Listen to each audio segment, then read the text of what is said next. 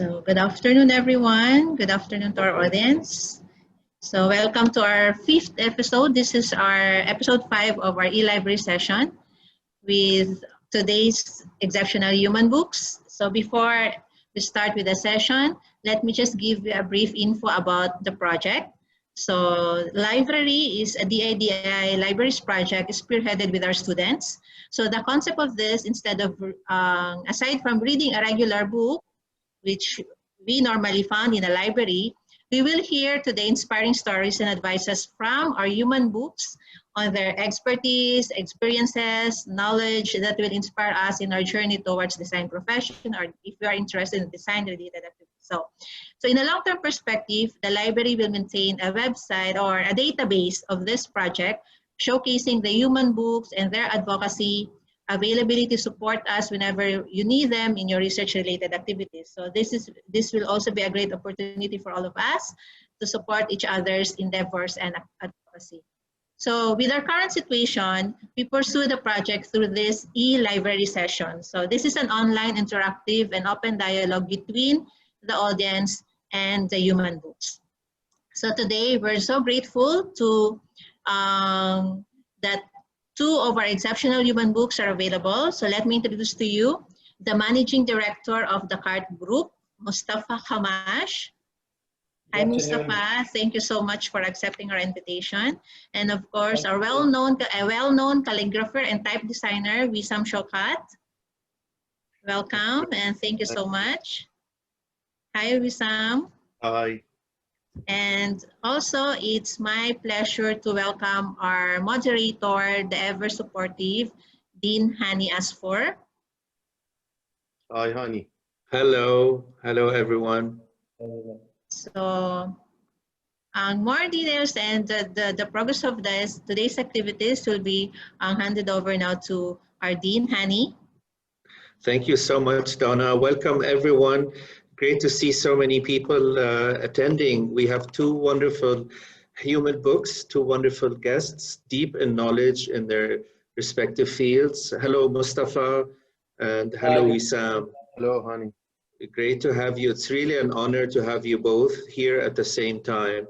And as Donna explained, we are trying to build together a knowledge base on design in the UAE, starting with not just through books, not just through online knowledge, but through actually meeting the people who are making a difference. So if you want to think of knowledge as a network, you both are very important nodes in this ecosystem. And it is really an honor, really a great moment to have these conversations with you. And we will follow up to improve our database with individual interviews, with access to your knowledge base, with access to your work that we will display in our library. So this is really an exciting moment. This is our 5th chapter of this journey.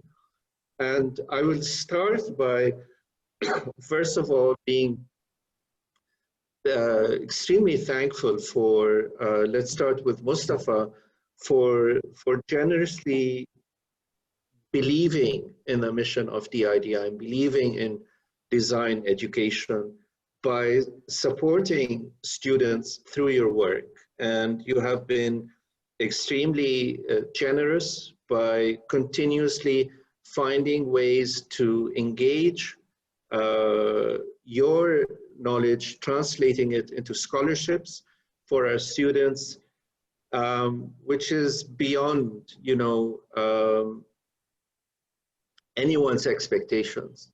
So the first question then I have for you, Mustafa, is to say, why do you believe in design education? Why do you believe in supporting it, not just intellectually, but also by generously providing scholarships for our students? Hani, very simple, because myself, I went through it exactly the same. So I had a scholarship to study architecture, and the scholarship was donated to me it was not given. I was not able to afford to study architecture at that time. So thanks God, I will submit my CV that time and my portfolio to Italian embassy, where they opened like, a competition for a scholarship, and I won a competition to study architecture in Venice. So I believe in such things, and after that, when reach a point that I realized that, without that scholarship, I will not be the architect or the designer or the person of the human, which is I am now. So I had like, that opportunity, and that opportunity changed totally my personal, professional life. So I decided, I'm not a government, I'm just a small individual, but I can make small difference if I can, see what I can do to make that difference. Okay. So I said, we are designer architects, so how can I generate something out of it? We are like creative designer architect service provider, but I never thought that I will be able to generate a scholarship in design, from my business. Okay, so I was like looking around, how can I be useful to my community? How can I be active socially with the design community, with the students around? And I said, listen, you can do something like to attract the public attention. Okay, and we start a little bit to diversify our way of thinking, not only in architecture and design, to engage the public. And we said, let's start to do some art installation, which it was mainly the first art installation we do it for a public. So decided to go in that direction, and we created the first one a couple of years ago. We called it Vision and Mission, and it's the portrait of Sheikh Mohammed Rashid and the portrait of Sheikh Hamdan in that time. And the intentions behind that, is to raise fund for design education. So we start our collaboration with the DIDI. They've been very supportive to us that time, to support the initiative, which is the initiative, it was very, not organized properly in the beginning because it was just an idea, so you supported the idea and you believed in the idea, and we have like the whole support as well, from D3 as well, which is they support us and taking the risk in everything, but at the end we succeeded through this simple initiative, with literally minimum resources, financial resources, to generate, as you know, 2 scholarships, and we launched the design competition with the IDI, and 2 students won the scholarship. That's incredible, yeah. They're supposed to be their 2nd year now, they are in year 2. So we're trying now again to make a replicate the same thing, where starting from Dubai Design Week, which will be in 9th of November, so we'll try to do this similar initiative, and now this year we are working again with the IDI and with Dubai Culture to promote this initiative under a different name, Future Design Talent, so we are in an early stage, but hopefully they will be able to create a new scholarship for the year 2021, hopefully. That's really incredible, Mustafa, and so generous of you and so creative. The question probably on people's minds are, okay, this is an architect, you studied architecture, you got full scholarship studying architecture, you're practicing as an artist. How do you merge the two, or how do you see a connection between your practice your training as an architect, your work as as an artist, Yeah. and your role as a design philanthropist in that way. How would you connect all these three things together?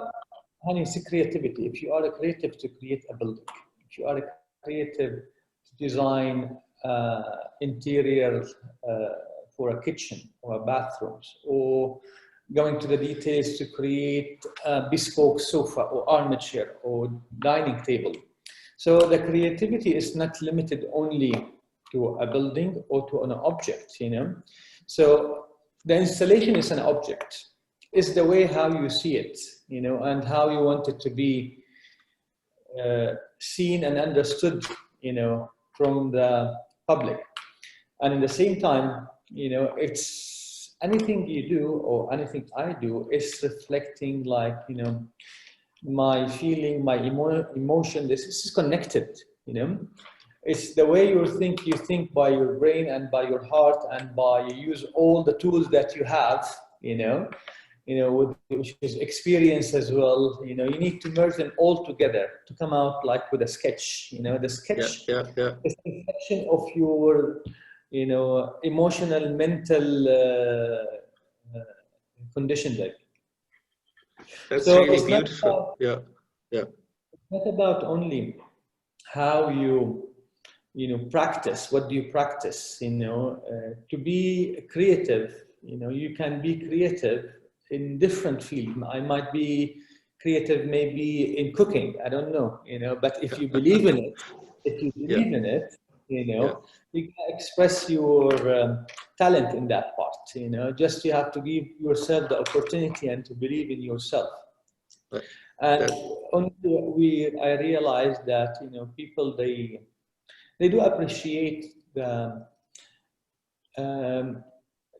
different ideas, a bit like out of the box, mainly, you know, not the traditional things.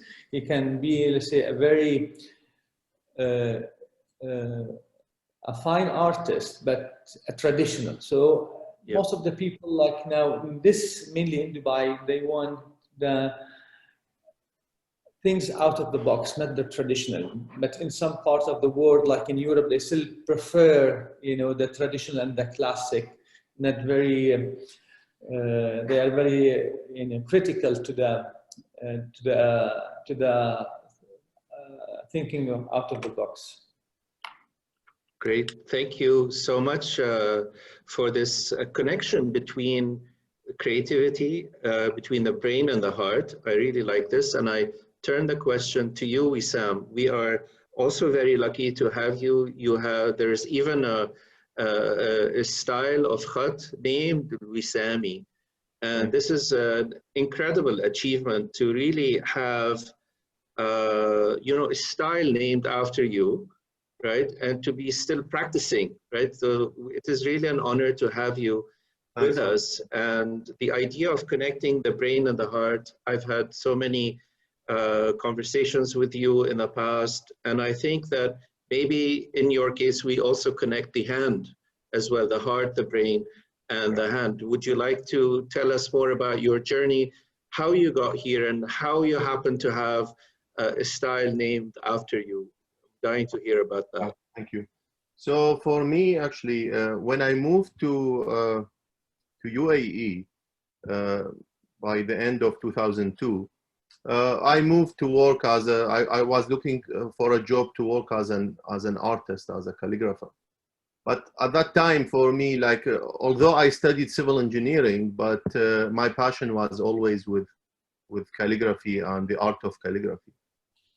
So I worked as a junior designer in an advertising agency, and one day in 2004, one of the like briefs I got is to design a logo where it's required to create something not using the traditional calligraphy styles. At that time, for me, I was very traditionalist in my thinking. You know, as a calligrapher, like stuck with the traditions of calligraphy, you know, practicing only classic calligraphy. But that made me thinking of, okay, if all these calligraphy styles being developed or like over all these 100 years, why someone can't, you know, create something new? So anyway, I did the commission, which is based on the brief, which is, well, it was a simple word actually for a logo, although the whole project didn't continue. But I asked myself after designing the logo, and I liked it, is it possible if I can continue create the full alphabet? And here I need just to clarify, I'm not talking here about creating a font, which is already many designers do it, you know, it's like a programming, a very systematic set of alphabets. I'm talking here about creating a style, a handwritten calligraphy style that is different than Ruq'a or Thuluth or Diwan.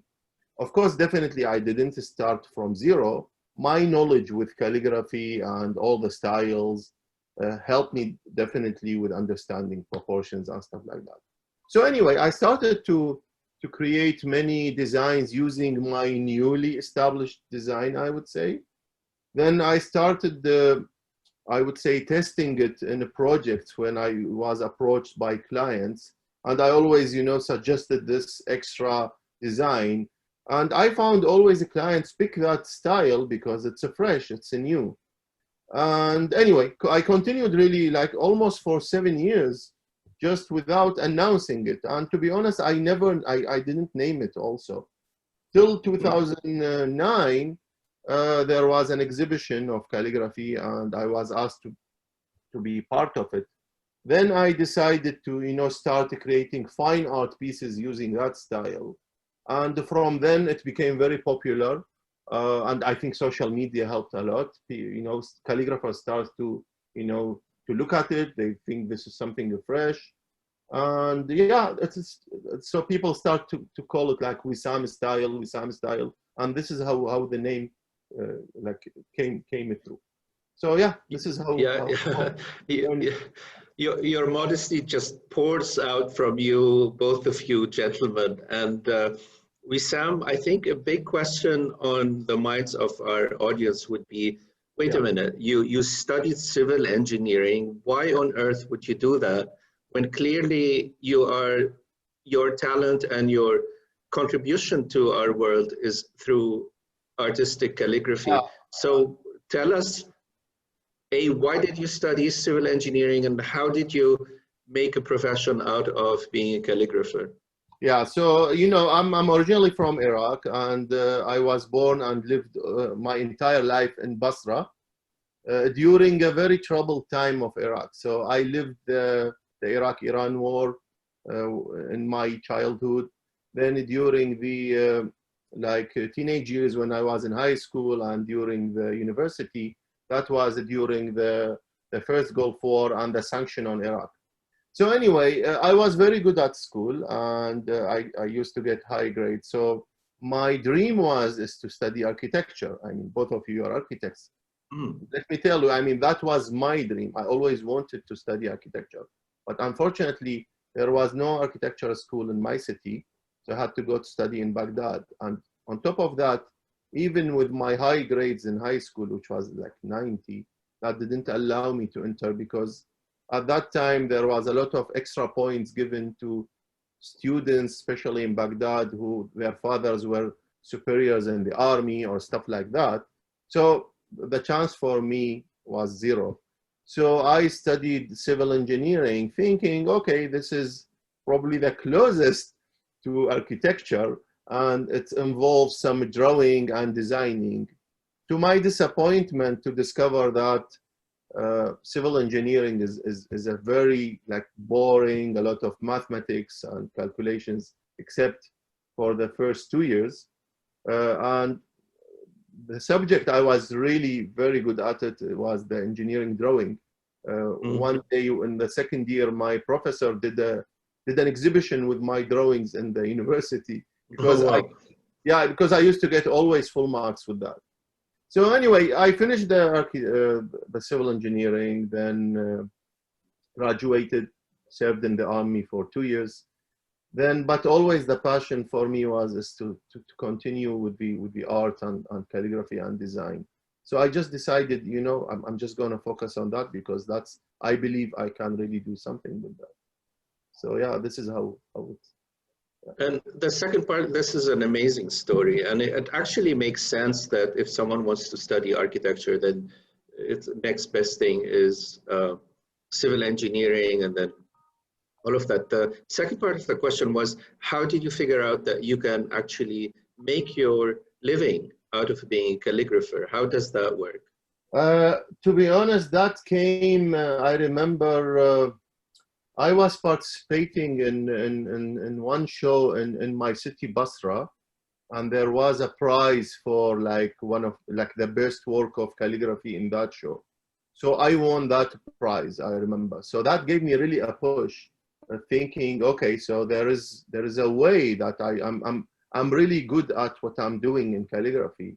And the next year there was also like a very big international calligraphy exhibition in Baghdad, and I was invited also to participate. So I also sent 3 artworks and also traveled and attended, and also I won like one of the main awards there. And that actually, and all my pieces, they were like purchased by a collector. And that actually, I think at that time, and I was just finished, that year I just like finished my army service. So, you know, I just finished army. And I worked, by the way, I forgot to mention, I worked for a week as a civil engineer in like a engineering firm, just a week. Then after 1 week, I just told them, sorry guys, I'm not coming. I really hate this job. I'm just gonna continue my art. So that's what happened. Then yeah, from that moment, winning in this Baghdad International Calligraphy Exhibition, and the fact that a collector purchased my work gave me, you know, the push that this is something I should really focus on. And from then, I continued working, I remember, from 1998 till 2002, where I left Iraq. I was just working as a freelancer, doing posters, designing logos, letterings, artworks, using airbrush, any media. There was no computer at that time. I didn't even own a computer, but everything was done by hand. Yeah. Wow. What an inspiring story, Wissam, really. And actually going from, you still work by hand now, right? Not so much computer.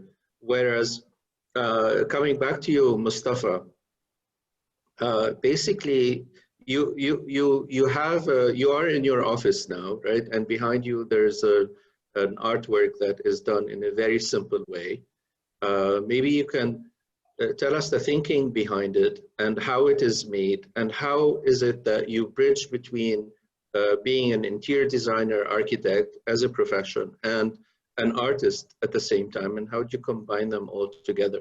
And maybe you can use the example behind you as a way to guide our audience to show how you use your brain and your heart together, to use your terms. Actually, like being an architect or interior architect or designer or a calligrapher or an artist, you know, you need to use, you know, your artistic feeling and sensation in that part. Because, giving an example, can you hear me? Hello? Mm-hmm. Yeah, we can hear you. We can hear. Yeah, we can hear you. Yeah. So it's all those topics you need to have in your artistic touch. You know, it's not only technical and knowledge and experience. The main fundamental part to have the artistic touch, if you are like believing in that part. So one of those works that actually in all of our works, we try to create, you know, different application of the material. Regardless, you know, if it's marble, for example, we just like, I personally avoid just to use the marble and just clad it in the wall. So I try to see how this material could be used in a proper way, to use it like in a totally a different way from traditional way it need to be used. Okay, so one of those projects, you know, they asked me to create a background which is representing Dubai society, Dubai community. Okay, and I said, what do you mean? How can I represent, you know, in a wall, the society? You know, what I have to use? Do I have to like use words? Do I have to use a graphic? Do I have to use material? So tell him, wait a second, 1 second, you know, you want it like, you know, if you use a graphic, it will be like a humans, you know, need to be like a cartoons, or it was difficult to understand, Hani, how to represent a society in a wall. I said, okay, I tell you, what is Dubai society? Let's start from the beginning. What is Dubai society? You know, who we are, you know, it's us technically, you know, Wissam coming from Basra, me, Palestinian, you know, everybody coming from a different nationality, okay, people from a different languages, people from a different religion, from a different color, and all of us, we live, you know, in a harmony under the same roof. So it came to the idea that society is us in a mix of colors, okay, and religion and cultures and type of food and behavior and everything. So we say, you know what, you know, we are a mix of colors. So that's why the wall behind me, it's representing for me our society, which is mix of colors. Very simple. That is very simple.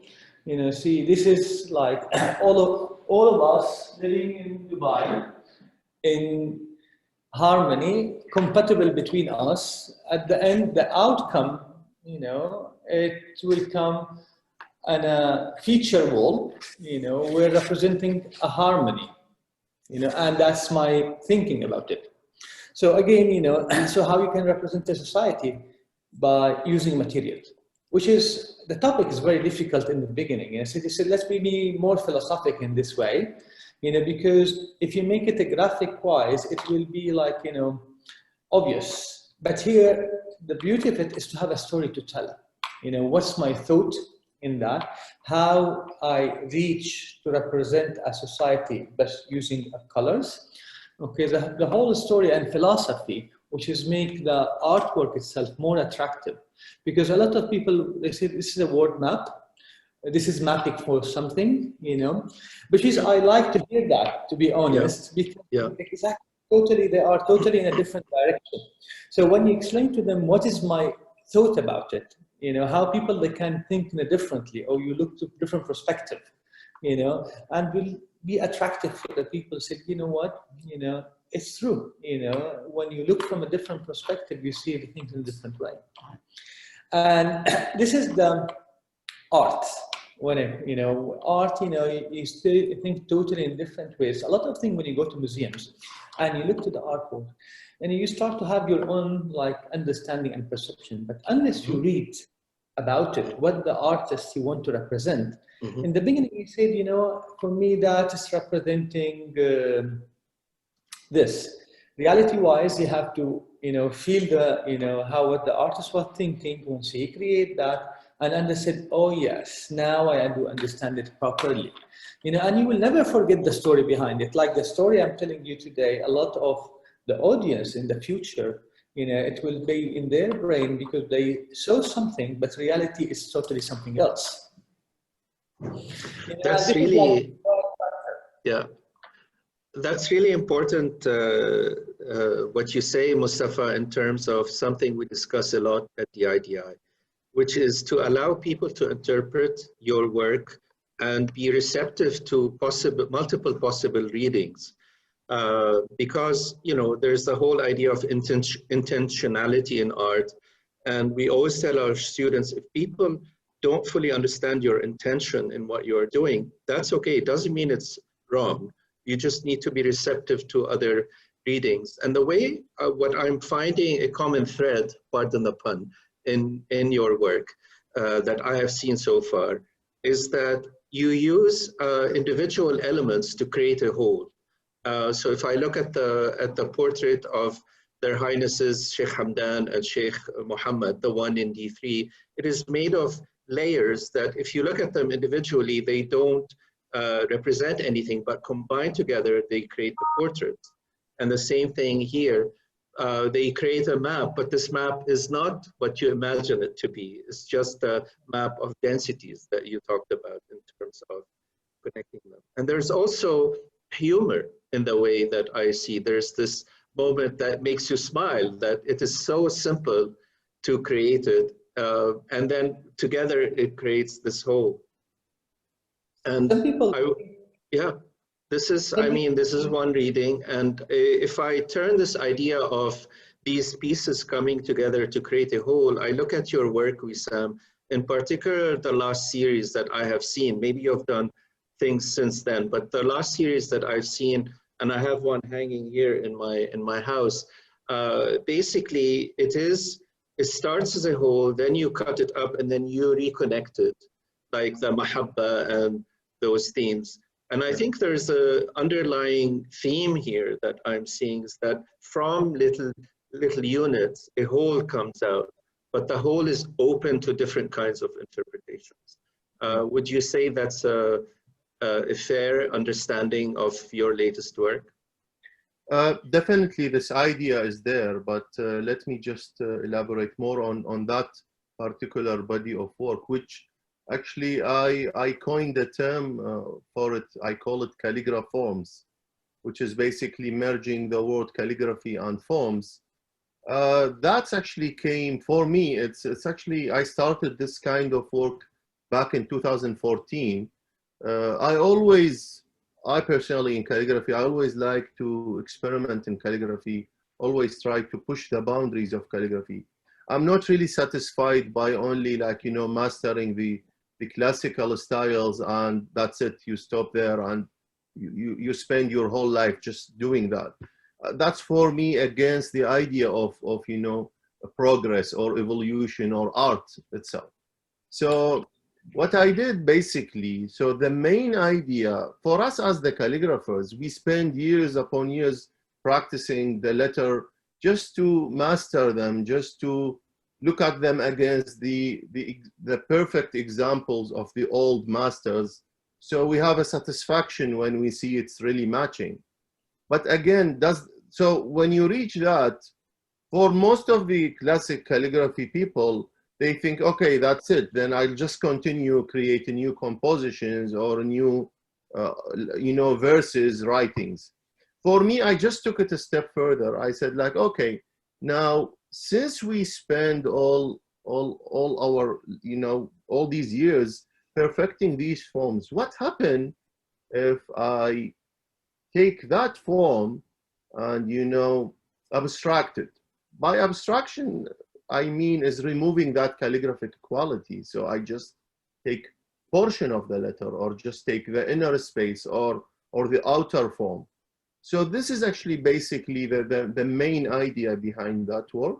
And within that work, actually, I start to, so the piece you are talking about, it's actually from a Collage Collection, which is actually, taking certain forms of the letters or even part of them and having them written or drawn, I would say, on different pieces of papers and cut them and merging them in one artwork.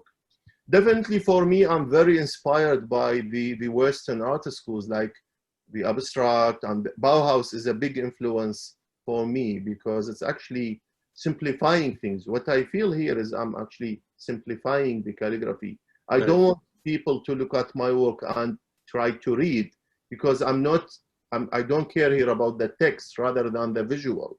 So this is actually how I don't know if this helped answer some Definitely. of yeah, definitely. And I think you're combining, if we want to go a bit into the philosophy of the art, it's very interesting that you say that you look at the Bauhaus as a precedent for simplifying. At the same time, by collaging fragments together, I would say this is a contemporary approach where we deconstruct meaning and we reassemble it. Definitely. Different. So instead of seeing it as nostalgic, I see it as actually very progressive, which leads me to the next question.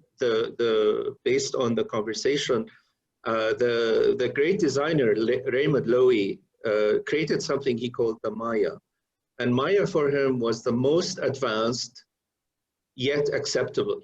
So basically, how far can you go in your work without losing your audience? How can you win over your audience at the same time push their thinking to the boundary, especially when you're creating something new? So this is a fine balance that every designer has to work with, I think. And I wonder, Mustafa, if you have faced situations where you've pushed the client too far, or you wanted to take the client to a certain point, and you had to bring them with you, or the client, or your audience, or your readership, without losing them, right? You want to keep them interested in your work. At the same time, you don't want to give them what they're expecting to get. This is very, very, very actual topic, you know, and this is in each project we have to analyze the psychological profile of the customers before, you know, proposing anything. You know, we have a design brief, and I have to understand what is his background, his understanding of the design itself.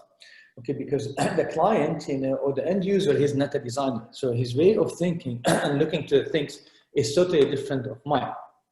But we design for him, okay, not for myself. So he is the end user, and he needs to live in that space, because that space, if it's like in a house or an office or wherever, you know, the end user need to have the real experience, which is not me.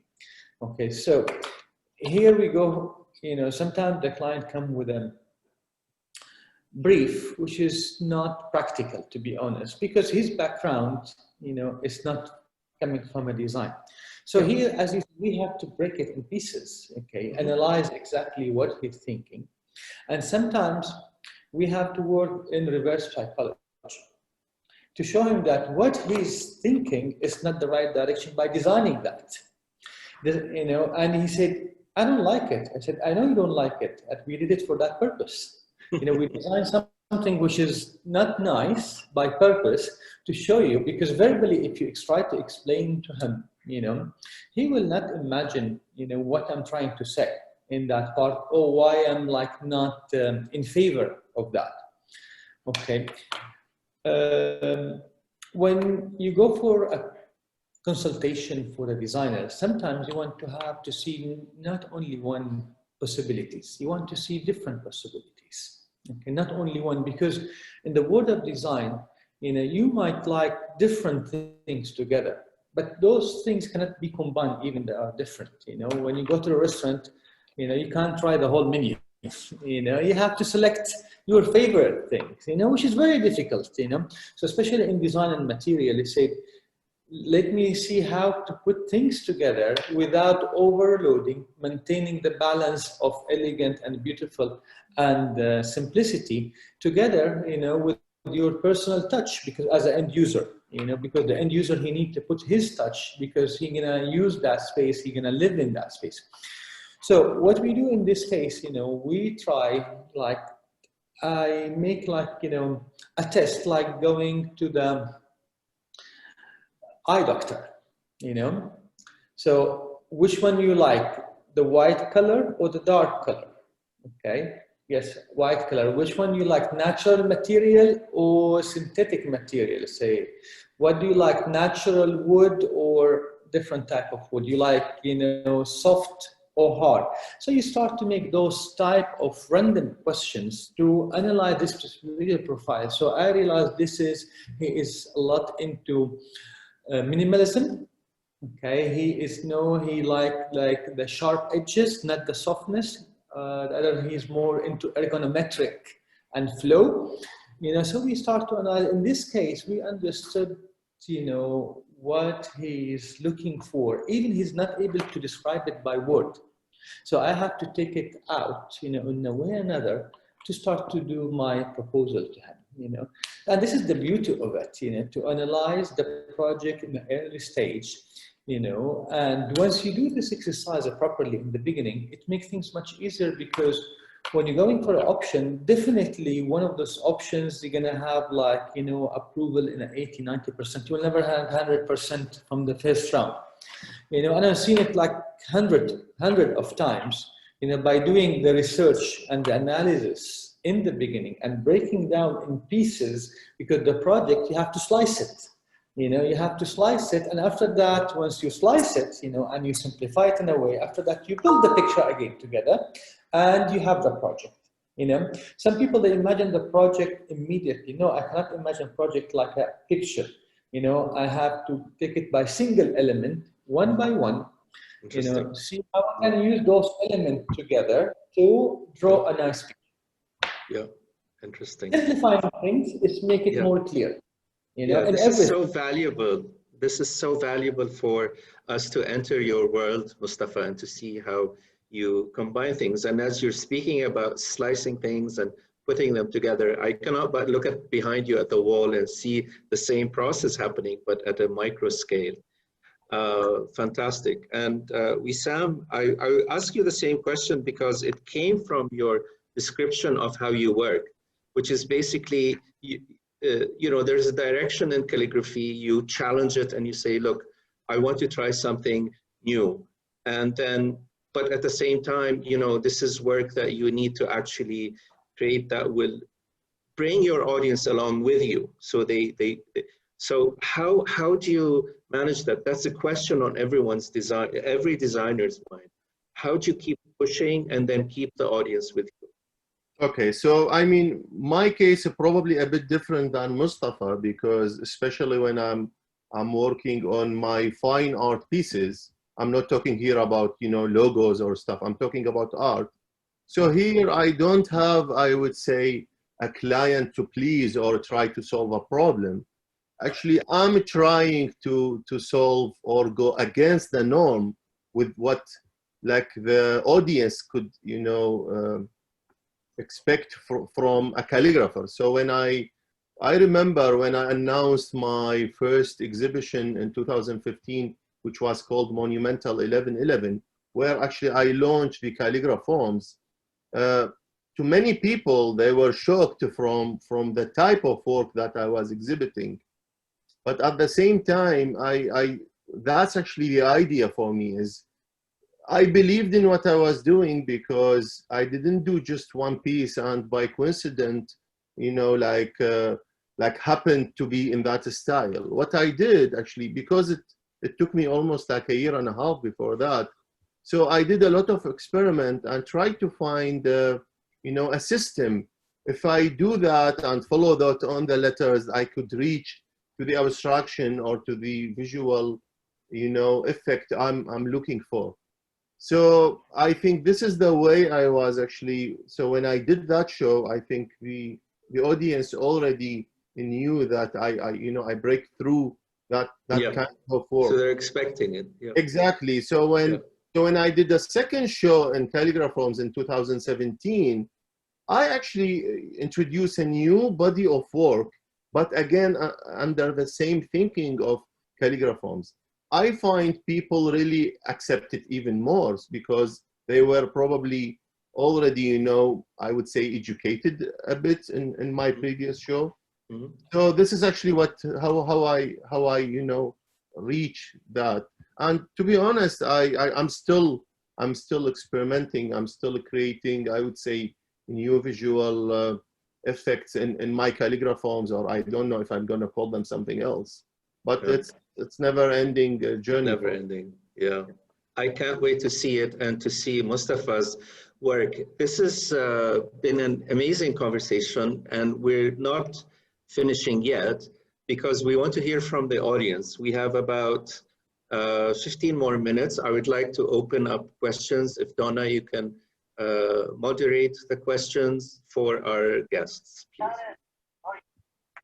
Yes, so thank you. That's really a very interesting conversation and discussion. So for the audience, the question and answer is now open. You can raise your hand if you want to ask questions, or you can post your questions in the chat box. So we're happy to read it, and our guests will answer your questions. Anyone from the audience?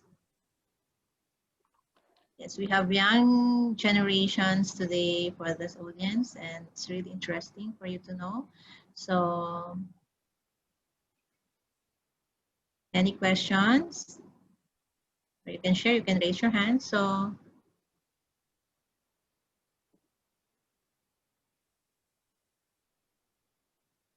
I have a question for two human books. So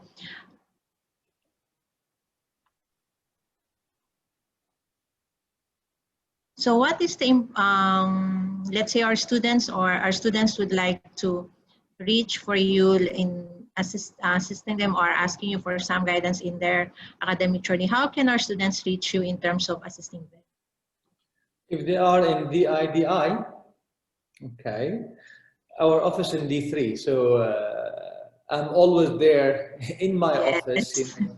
Let's put it very simple, with no barriers. You know, we see a lot of students coming to our office asking about few things. You know, about material. You know, so our doors are open. This is one. Second, you know, by email if you have like more than things. Yeah. But the most like, you know, common things, just if you have a question, you want to come, you know, come to our office, pass by, you know, I'm in my office almost every day from 9 to 6.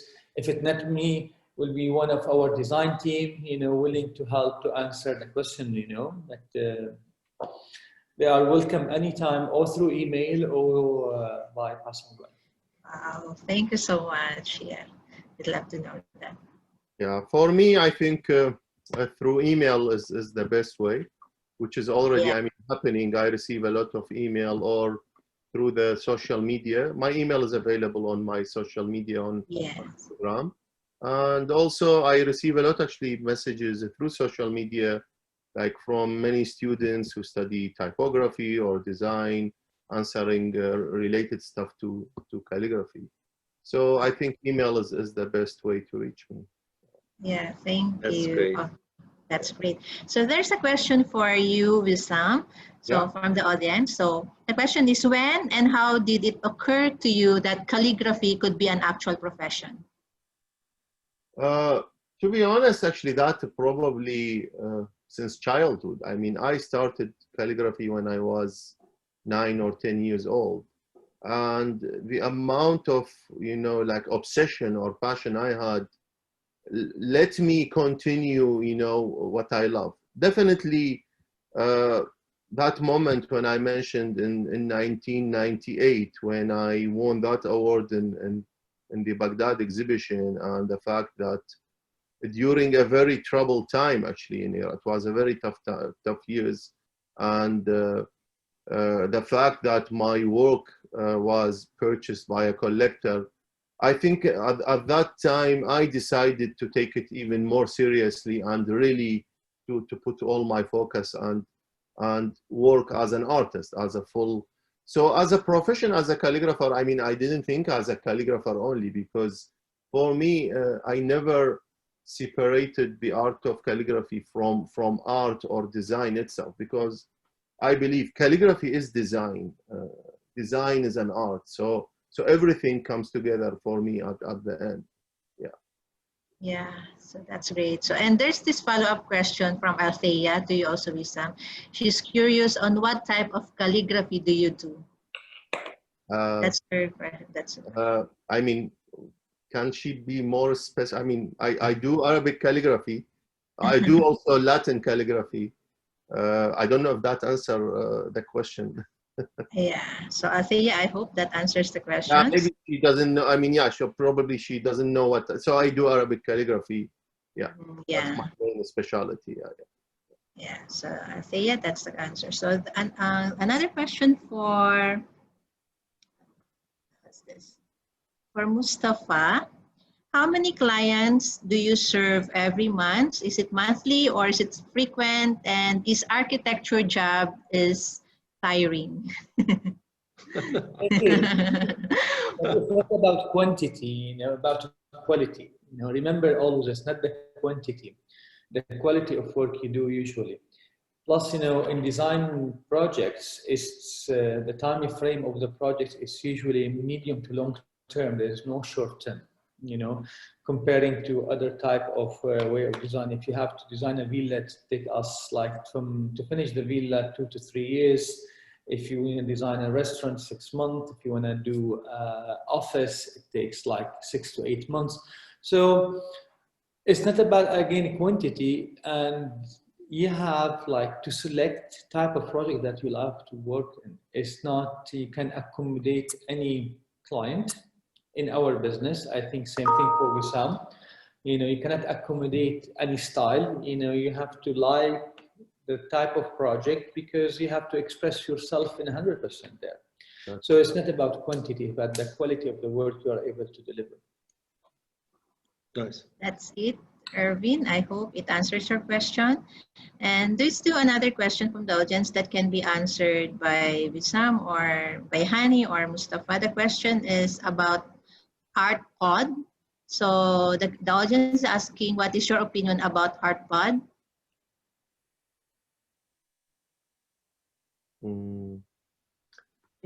Yeah.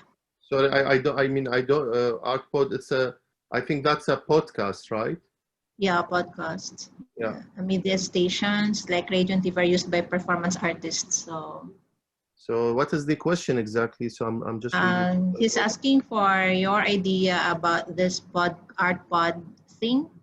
Yeah, that can be answered by Hani also. Do you have any idea about the art pods, or? Yeah, I guess it's not. For me, I think I recall, I don't know if this is the same. I was contacted recently by a guy, and I think he's a student or something. Probably he's the same person. He's doing an art pod. I think he is just communicating with artists and from the creative industry. I think this is already happening, not in the region, but worldwide. But definitely, he's saying why artists didn't thought about doing that. I think artists in general, I'm talking about myself. We are very. I'm not a person really. We are very, we work in I would say, in a close circle, and we don't talk much about what we do unless we were asked to do that. So I'm fine if anyone want to ask me anything to answer it, but yeah, I don't think I have a time to just talk about that or in social media. Yeah. We don't do that. Well, yeah. I don't know about Mustafa or Hani. So there's a question that wants to be raised by Nada. Nada, are you here? She wants to. Hi, good afternoon. Good afternoon, Nada. Yes, what is your question? I wanted to ask, when it comes to naming your business, what do you an art business? There are different types of art.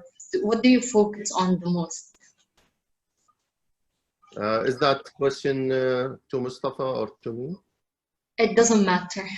Okay, Mustafa, you can answer if you like. Okay, that question, Nada, can you repeat, please? So basically, there are different types of arts, right? So if you want to start any type of art business, what do you focus on the most? I don't it's based what is your passion in that part. You have to follow your passion, and what your skills are mainly, because here we come to be successful. If it's coming from your heart, from your passion, from your dream, you're going to be successful in that. So you don't have to follow the market trend or the market need, especially in the artistic field. You have to follow what do you believe in. If you believe this is which is I like to do, here where can I express myself, here where I can create something different, so you do that.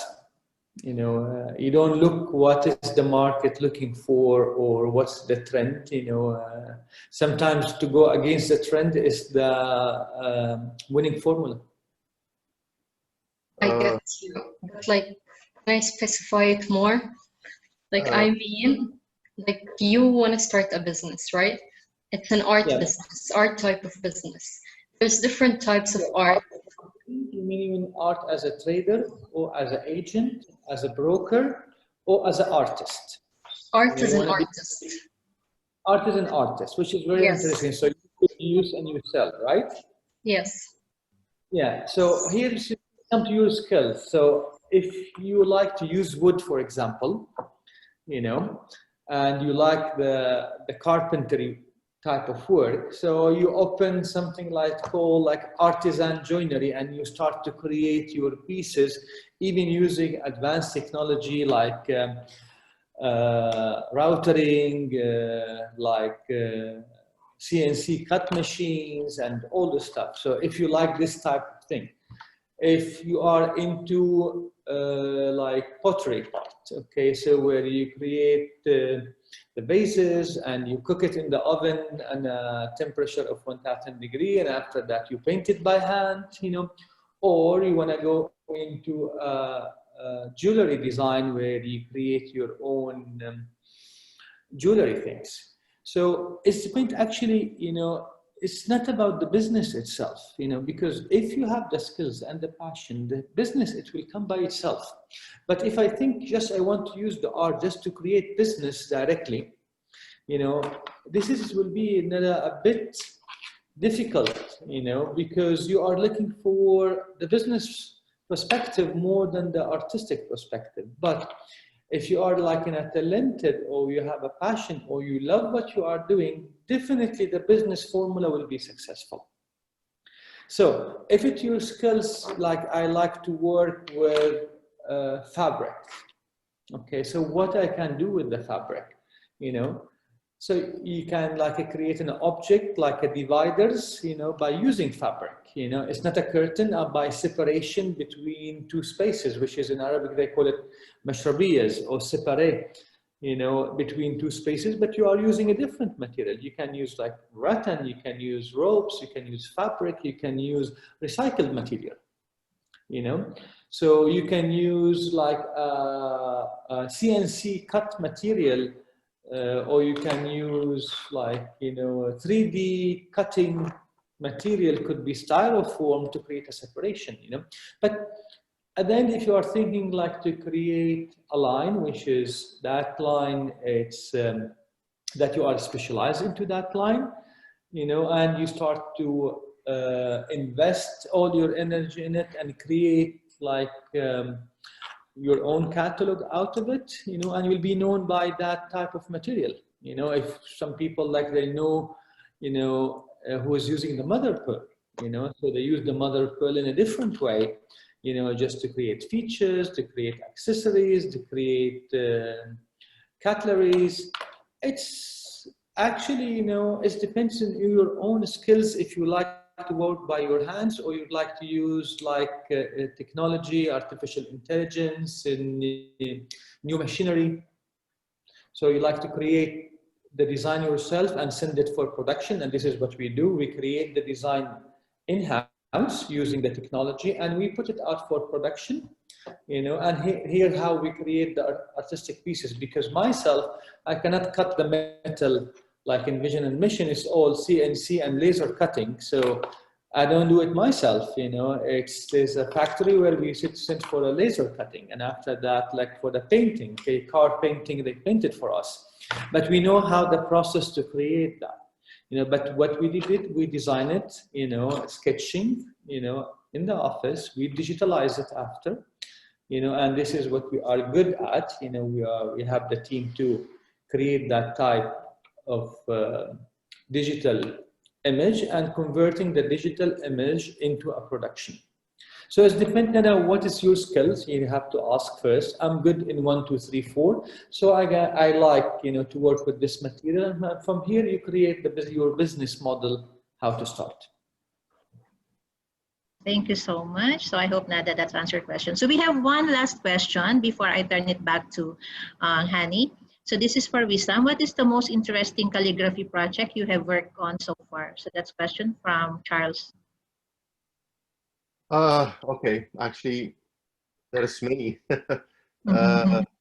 So one of my first, I would say, one of my first really interesting calligraphy project was in 2005, a facade, which I think Hani also knows about it. It's for the Cultural and Scientific Association building in Dubai, in Al Mamzar area. So it has a 67-meter facade, and I was asked to design a calligraphic mashq. Mashq is the, you know, like a calligraphic exercise where you have, you know, letters with the measurements of those letters in Thuluth style to be engraved on the stone of that building. So that was a very, like, for me, it was at that time the biggest calligraphy project I worked on. And yeah, so what I did, I designed that calligraphy mashq. I had to draw everything in Illustrator, and I just didn't use only letters. So what I did, I used certain words that reflects, you know, words to do with knowledge, with science, with you know, all these things. And it was engraved by hand, not by me, definitely. There was a special company who, you know, like did the job, but the result was really fantastic. I mean, for me at that time, I didn't see something like that before, especially at night where you know, there was a lighting underneath that design, so you will see the shadow of the engraving on the wall.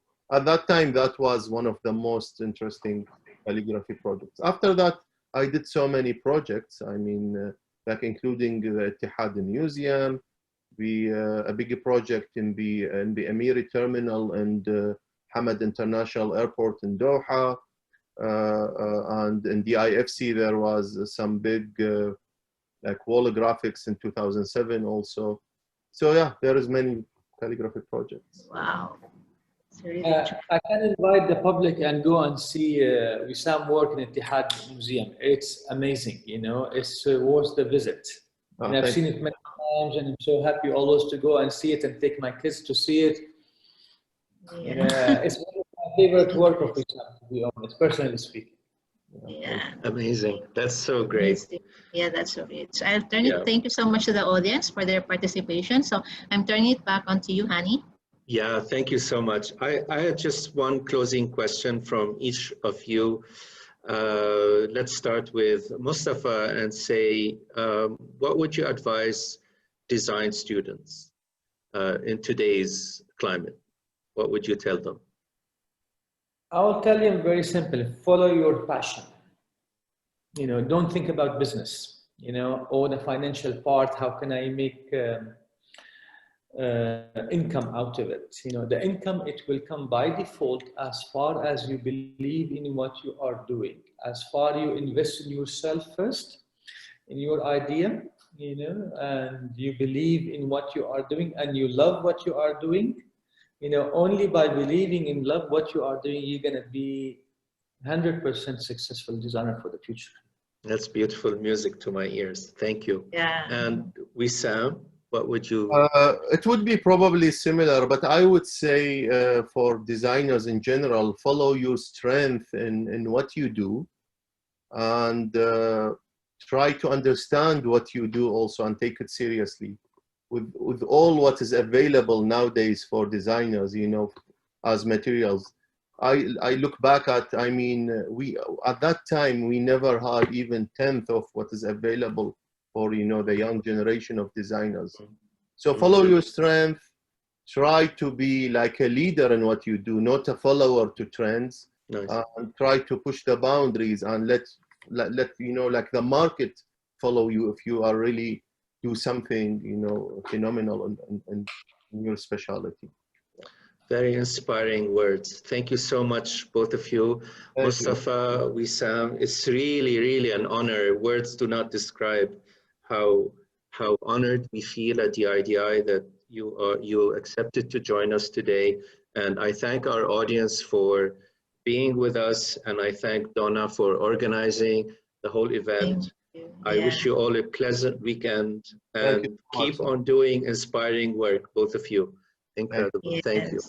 Thank you so much. Thank you so much to everyone. Thank you so much. So have a great weekend. Take care. Stay safe, everyone. Thank you. Bye.